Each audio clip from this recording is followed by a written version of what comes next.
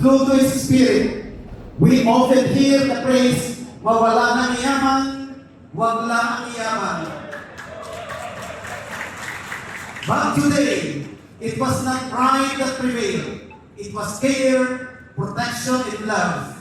Perhaps our new mantra would be, maubos na ang lakas, wag lang mapabayaan ang mga panauhing iniatas.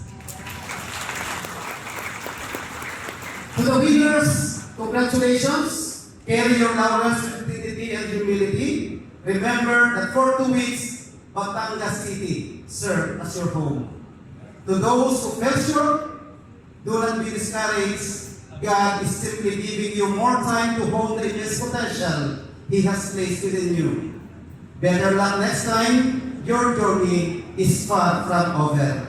To the coaches and trainers, never tire of supporting our athletes. You are not just building their physical strength. You are shaping their character and their future. Sa inyo pong lahat, salamat po sa mga papuri, sa accolades at sa mataas na pagtingin sa lungsod ng Batangas. Wala kaming narinig na kung ano bang mga negatibong reaksyon, lahat po ay papuri. At yan po ay ibinibigay natin ang buong buo sa lungsod ng Batangas sa pamumuno ng ating minamahal na punong lungsod, Mayor Martin Marino, na talagang all-out support ang kanyang binigay sa ating lahat. As you leave Batangas City, you take with you a piece of our culture. Mula mo sa simula, ipinahihiwatig po namin ang kahalagahan ng kultura, ang ating pong sugli, ang ating pong Santo Niño, at hanggang sa konsepto po ng medalya at ng tropeyo. Yan po ay kultura ng lungsod ng Batangas. Beyond the praises and the accolades, our greatest desire to make you feel love, at sana po inaramdaman ng bawat isa. May the Pasbukan spirit remain in your hearts long after you return home. Ang mantra ng syudad sa ilalim ng pamuno ni Mayor Marty, alalang gabay sa tagumpay. Sana po ay naramdaman ninyo ang alagang iyan sa panahon ng pagtigil ng mahigit na 2 linggo dito sa lungsod ng Batangas. At sa ating mantra, eto Batanggenyo, magkatubang tayong salamat po sa pakipagtubang sa aming lahat upang ito'y mapagtagumpayan. At ito po yung kauna-unahan daw na raang na walang protesta na natanggap. Wala pong anumang naging problema ang patakbo ng ating laro. Dahil sa edukasyong arreglado, lahat tayo ay mananalo. Dahil magandang edukasyong naipunla sa bawat isa. Magandang hapon po, pagpalain tayo ng Pongay Kapal. Welcome again to Batangas City. He is another key figure whose steadfast support and commitment helped make RAAP 2026 a reality. His leadership and partnership with the Department of Education opened Batangas City to thousands of athletes and visitors from across Calabarzon. Through his vision for youth development and his belief in the power of sports to build character, discipline, and unity, Batangas City proudly embraced the responsibility of hosting this original meet. Ladies and gentlemen, join us in welcoming the very inspirational and worthy of emulation, the leader who brought out the best in all Batangueños, our City Mayor of Batangas City, Honorable Mario Vittorio A. Marino.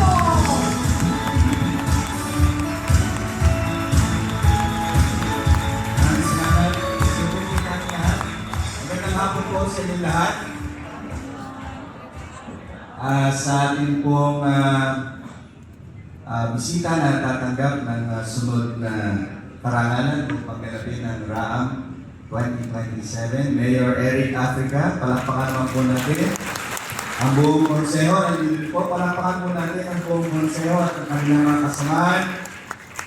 Sa ating pong Vice Mayor Eliza Cruz at buong Sangguniang Panlunsod, palakpakan din po natin. City Administrator, San Gulo, and Department Heads, maraming salamat. Good job. And of course, Dr. ARD, Dr. Loida Idea, at ang buong DepEd, palakpakan din po natin. Meron po akong secret na sasabihin sa inyo. Ito yung bago mo po akong mayor, si Dr. Jimmy Panganiban ay napagsabihan ko. Alam ko yan ng nakakarami. Dahil po ito nung nalaman ko na medyo mababa ang ranking natin doon sa larangan ng edukasyon. Parang number 3 ba? Parang gano'n.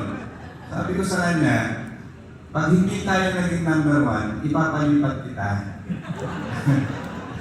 Siguro, simula noon, talagang sinigap ko ni Dr. Jimmy Panganiban na ayusin lahat ng gagawin sa lahat, eskwelahan, pinagawa na. Sabi ko, wala akong makikita ng eskwelahan bulok. Wala akong makikita ng estudyante yung bulok. Wala tayong gagawin, hindi ipaayos na ipaayos lahat ng eskwelahan. Pag hindi niya nagawa yan, bala ko talaga papatransfer ko siya. Buti na lang, hindi ko siya pinatransfer. Kung hindi naging ganito maganda yung Raham. Maraming salamat, Dr. Jimmy. At hindi na napapatransfer, i-re-recast pa kita ma-retain dito. Pero alam niyo, experience ito, Raham, marami po dito ay hindi nyo makikita sa mga datos. Intangible po yung success ng isang ganitong event. Dito natin nakita na pag nagsama-sama pala, kaya pala natin gawin yung gusto natin gawin. And napatunayan ko po na ang Batangas City, magagaling pala ang ating mga tao, hindi lang magpa-implement ng mga disiplina at saka ng mga traffic, security, etc. Pero yung mga kababayan natin ay sumusunod at sila mismo ay gumagawa ng paraan para maging hospitable ang buong lungsod ng Batangas. Kahit ibig sabihin kahit hindi po natin mga kakilala, ay talagang pinipilit po natin silang i-welcome. Pinipilit natin silang i-secure. Walang masasaktan, walang dadayain. Ang totoo niyan, dumating pa nga po ako sa point na pinatawag ko po yung mga presidente ng mga TODA. Sinabi ko po, wala ngayong dadayain sa papamasahe at saka mga ganyan. Hindi tayo pwede makilala sa ganyan pamamaraan. At sumunod naman po sila, ako po'y natutuwa. Yung po mga taga-palengke, nilinis po namin yun, simula na ako yung po. Ngayon, kumikita sila pa ngayon nagbibigay ng discount. Hindi ko po sinabi magbigay sila ng discount. Sila po ang nagpupusa magbigay ng discount. Yung taga-SM, sila po ang nagpusa na magbigay ng libreng right. Hindi ko po yun sinabihan. Pagamat ang sinabihan po natin ay marami tayong bisitang darating ay kailangan ma-estima natin yung mga bisita. So, marami po akong natutunan dito sa pag-host ng Raham 2026. At ang natutunan ko dito, nabigyan po ako ng pag-asa na ito pala mga problema natin, pati na rin mga problema natin sa drugs, sa crime, kaya pala natin itong solusyonan. Pagalingin lang natin, maging busy lang yung mga bata sa sports, abala sa mga lahat na ng klaseng magagandang ginagawa sa disiplina.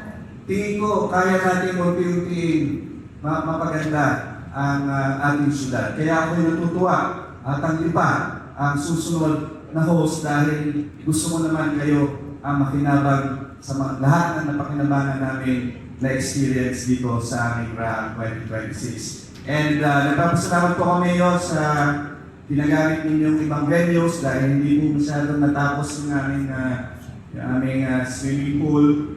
Pero kung sakaling kakailanganin niyo po yung venue next year, ay ino-offer ko po ng malulod ang aming mga facilities at kami po ay tutulong para maging successful ang next year pag-host po ninyo. Kaya sa lahat po ng tumulong, hindi po kayo may isa-isa hanggang simula sa amin sa department, sa DepEd, hanggang sa naglilinis ng mga facilities, ginawan po natin ang paraan ito, hanggang sa pati yung ating fire chief inspector ay nagliliban ng tubig sa mga schools, ay talaga po ako'y very proud na ako ang mayor ng Batangas City. At natutuwa rin po ako dahil doon po sa mga post sa unang pagkakataon, hindi po ako sinisiraan dito sa rahan. Wala pong naninira, puro papuri. Ngayon na ako naka-experience na hindi na rin ako magbabasa ng Facebook, pero tinitingnan ko, may marami ako nagpapadala sa akin. Ay, pagkaka-asbok ko ang marami din sa Batangas City. At tingin ko naman ay kaya-kaya pasbukan ni Mayor Eric Africa sa susunod sa isang taon yung mga dadayo sa Lipa City. Kaya maraming salamat po sa inyong lahat at natutuwa ako very successful. Again, Dr. Jimmy, sa lahat po ng nag-attend, I think alam na natin ang gagawin natin dun sa mga school, sa mga estudyante.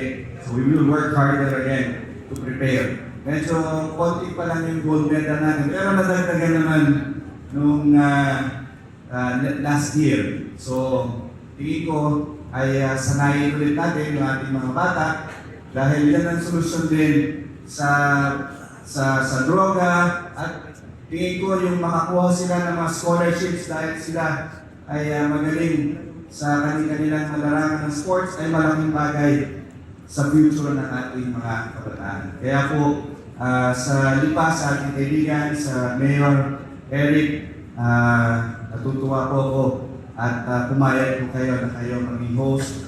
Again, i-offer ko po ang aming full support kung sakaling kailanganin nyo ang aming tulong.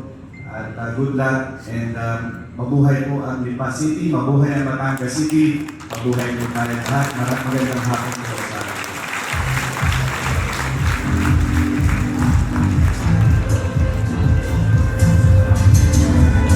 Thank you very much, Mayor Jordan, for your words of gratitude, wisdom, and encouragement.